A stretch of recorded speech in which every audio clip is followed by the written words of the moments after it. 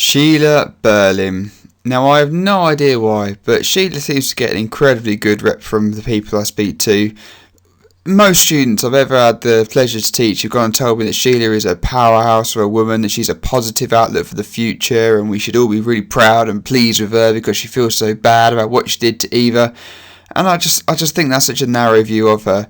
I want to show through this video what I'd like you to show to your examiner, which is this. There is that side of Sheila, there is that remorseful, regretful side, but there's also a side to her which I think shows her to be quite weak, to be quite powerless as a result of her gender and a result of her age.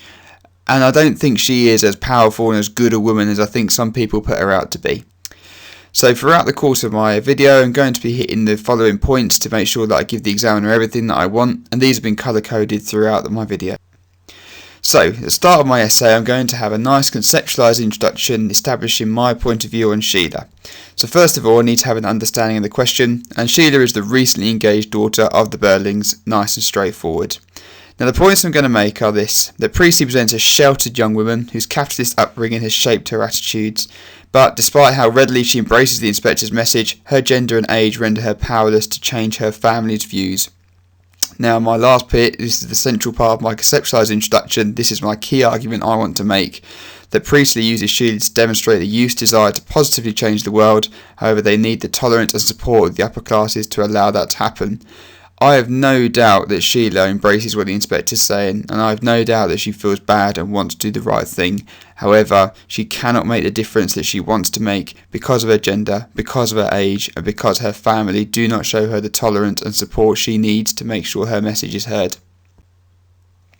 So, I'm going to start with my timeline plan, like always, and I'm going to start off with my first point, which is mummy. This is what she refers to Mrs. Berling as at the start of the play and in the opening exchanges of the play. Now, it doesn't need me to tell you that mummy is a very childish and immature word. My 2-year-old son calls his mum mummy. It's not something befitting of someone who has just got engaged and is ready to be married.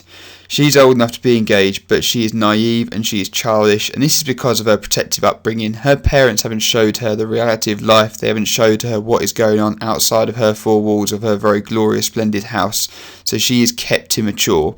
You've got to remember that Sheila is the same sex, the same age, the same the same character really as Eva Smith. However, they've been brought up in polar opposite situations, and therefore their maturity and their awareness of life is completely different.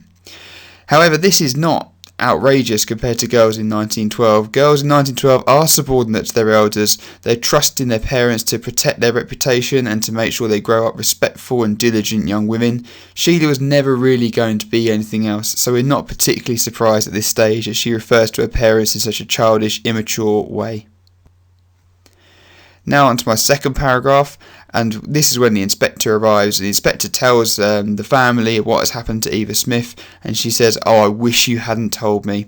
Now this shows that Sheila is a product of this elitist upbringing. She's upset and she's offended that this lower class mishap and this misdemeanour has been brought into her lovely happy evening where she's celebrating her engagement, and she's far more upset about the impact it has on her evening than the fact Eva has died. There isn't a comment here about, "Oh, I'm so sorry for her, oh, what a poor lass, oh, bless her little cotton socks." It's, "I wish you hadn't told me." She's worried about herself, and this is her capitalist approach to life, which has been ingrained in her from her parents throughout her entire life.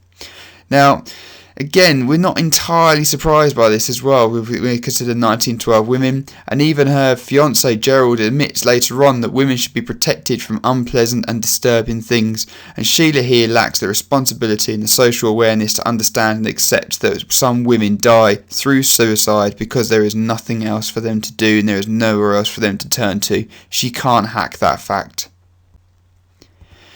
Now, third point, and you might wonder why I've glossed over where Sheila's social crimes against Eva and where she got her sacked, but that's because I think there's far richer points to be made about Sheila later on.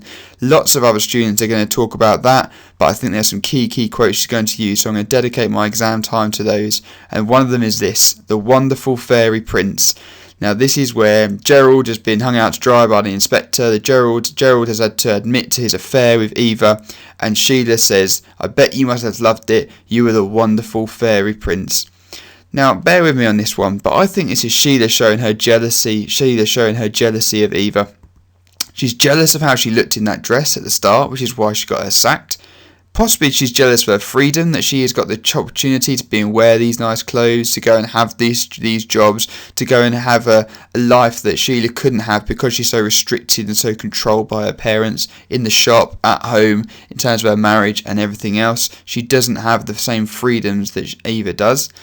And I think she's also jealous here that Eva had her wonderful fiancé, that she also, even though Sheila thought she had Gerald to herself, she didn't. Eva had him too.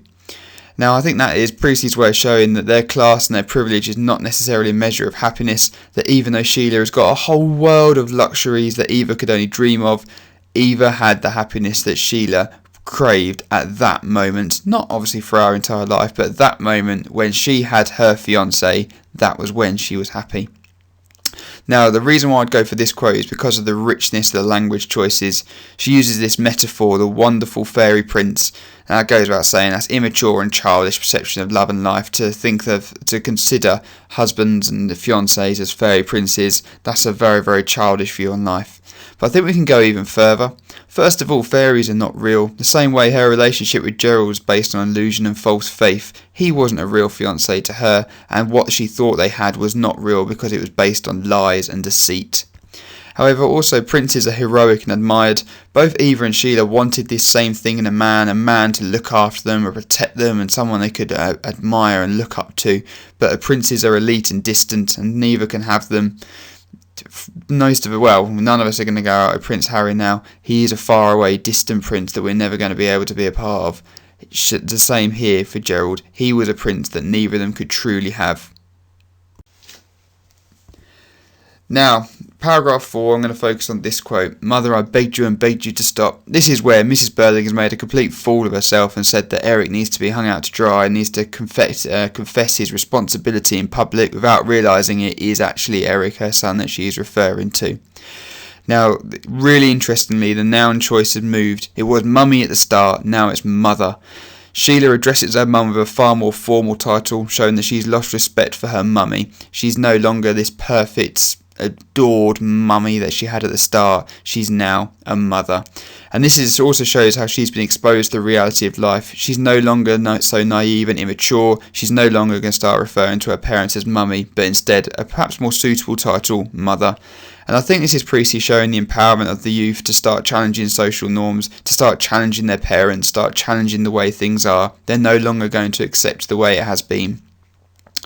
However, she's got begged is associated with being helpless and desperate, and her age and her gender has isolated her. She's tried to be heard, she's tried to change her mother's view, she's tried to save her mum, really, it's an act of love. She's tried to save her from the indignity and the embarrassment of being humiliated by this inspector, but she's been completely ignored because of her age, because of her gender.